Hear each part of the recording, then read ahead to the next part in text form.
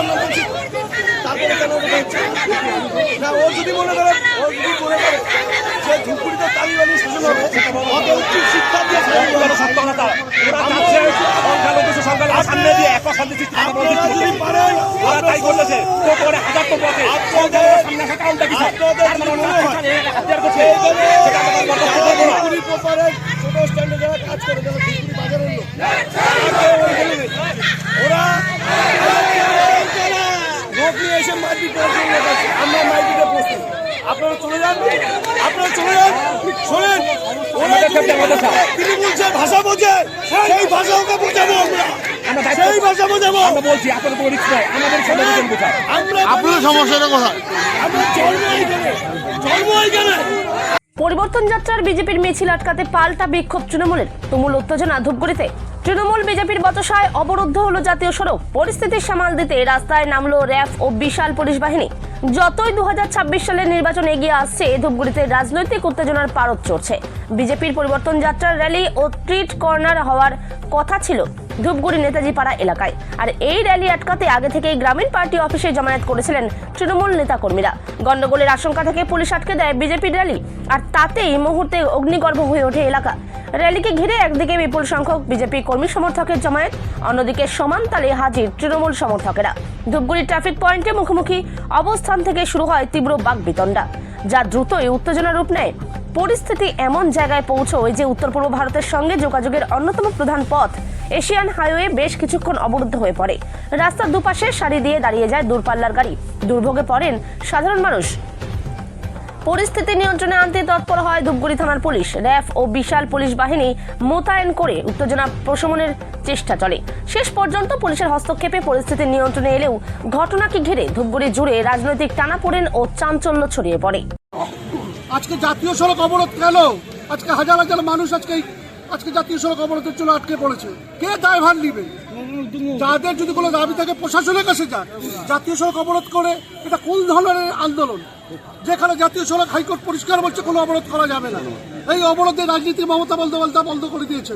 BJP এই culture কালতে যাচ্ছে, আমরা এই কালচারকে কখনো বরদাস্ত করব। মিছিলের পারমিশন কি রয়েছে তাদের কাছে? এটা প্রশাসন তো আপনারা তো নামছেন মাঠে, দেখা যাচ্ছে জমায়েত করে না। আমরা একটা সাইডেই আছি। এখানে যদি কেউ আমাদের শুনছি কর্মীদের আক্রমণ করা হবে, স্বাভাবিক কারণে কর্মীদের প্রোটেকশন দেওয়ার দায়িত্ব আমাদের নিতে হবে। আমরা লড়াই করতে যাচ্ছি না, আমরা এখনো দূরত্ব বজায় আছি। আমরা সবাই যাচ্ছি সেফ করা। আমরা কখনো চাই না যে একটা মারপিট হোক। আমরা প্রশাসনের উপর আস্থা রেখেছি। কিভাবে জানলেন যে আপনাদের কর্মীদের উপর আক্রমণ করা হবে? যেভাবে ওরা লাঠি ঘটনা নিয়ে চিৎকার করছে, আমাদের দিকে তেল যাচ্ছে, আমাদের কর্মীরাকে আমি জানি না আমরা কি করছে। এই কালচার ওরা পরিষ্কার জানাচ্ছেন যে স্টেট কর্নার করার কথা ছিল এখানে। আমাদের কর্মসূচি, আপনারা বাধা দিয়েছেন। আমাদের কর্মসূচি ছিল, আমরা দেশের বিরুদ্ধে লাগাতার কর্মসূচি করছি।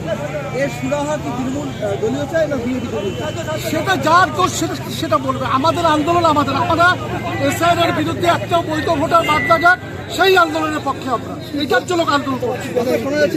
তো প্রায় আধা ঘন্টা হয়তো চললো যে রাস্তা অবরোধ হয়ে রয়েছে, কি বলবেন?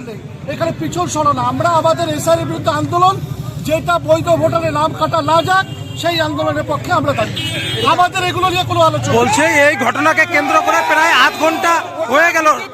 বিজেপি কি করছে? আমাদের আন্দোলন এসআইআর বিরুদ্ধে ভোটারের বৈধ ভোটারের নাম কাটা না যাওয়া, এই জন্য আমরা মানুষের পাশে। হয়রানির শিকার হচ্ছে সাধারণ মানুষ। প্রায় আধ ঘন্টা হতে চললো, রাস্তা বন্ধ রয়েছে, কি বলবে? বিজেপির কালচারকে মানুষ দেখবে, বিজেপি কি করে। ধন্যবাদ। আজকে তৃণমূল সরকার এদের পুলিশ দ্বারা আমাদের বিজেপিকে রুখার চেষ্টা করছে, সেটা আমরা কোনোদিনও হতে দিব না। এইটাই হলো আমাদের হচ্ছে পরিবর্তন যাত্রার বলতে পরিবর্তন যাত্রার আমাদের এটা পরিকল্পনা ছিল। সেইখানে কিসের জন্য তারা বাধা দিলে এখন আমরা বুঝলাম না।